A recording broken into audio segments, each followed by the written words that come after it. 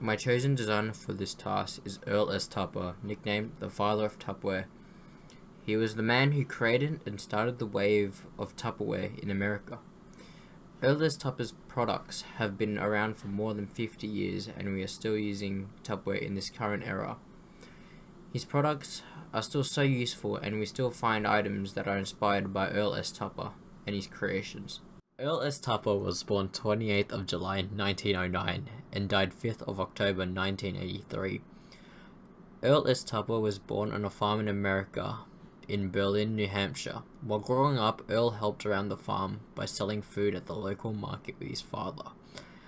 He studied basic high school at Bryant College, now known as Bryant University in New Hampshire, until the age of 17 years old. After graduating from high school, he worked on the family farm for a few more years until reaching the age of 19.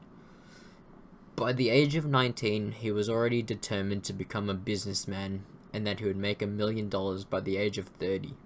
After 3 years of working on the family farm business, he decided to seek other employment, such as working as a mail clerk, and had another job on the side as working as a railroad crew member. With the time he had left on working 2 jobs, he took a course and learnt tree surgery so he could start his own business in the future. After finishing his course, he founded his own tree doctors company, which was open for 6 years until the Great Depression, where his business struggled so much it forced him into bankruptcy. So instead of making his first million before reaching 30, he was forced into bankruptcy before reaching the age of 30. After his bankruptcy crisis in 1936, Earl met Bernard Doyle, an inventor who worked in the manufacturers division in DuPont Corporation in Massachusetts. Earl was offered a job at DuPont and only worked there for a year. After the year working at DuPont, it sparked an interest within him working with plastics and all the possibilities he could create with plastic. He left the company and started his own company called Earl S Tupper Company, which produced plastic designs such as the Tupperware containers we use till this day.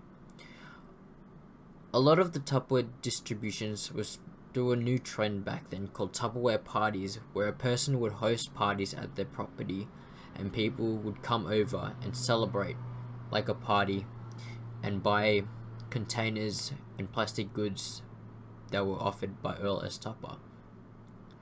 Towards the end of his career, Earl S Tupper sold his company to a different corporation in 1958 for $16 million.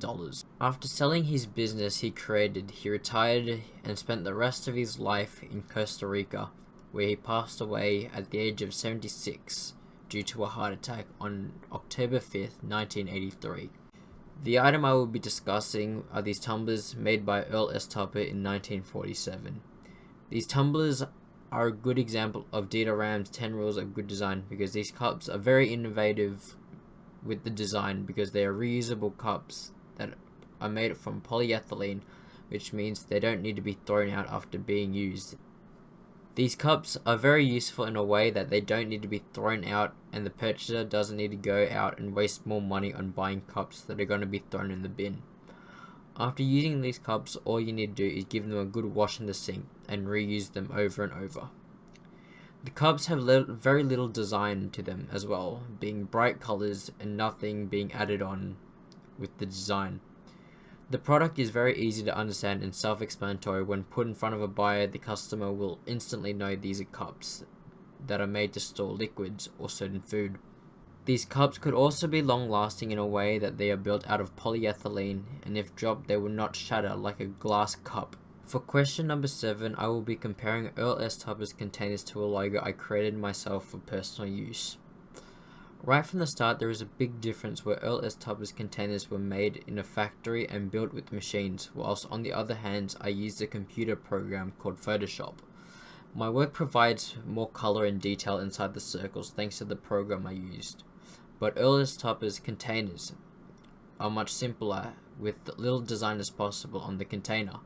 Earl's containers were built to be used in the kitchen and physical use, while my logo is made for digital work and being placed on a computer. So both mine and Earl's works are not connected in design because he uses different methods and created his in different ways than what I did. And this concludes my video about the Tupperware legend Earl S Tupper. It amazes me that we are still using some of his designs that were probably inspired or created by Earl S Tupper in our daily lives to hold our food in our fridge or drink out of plastic cups.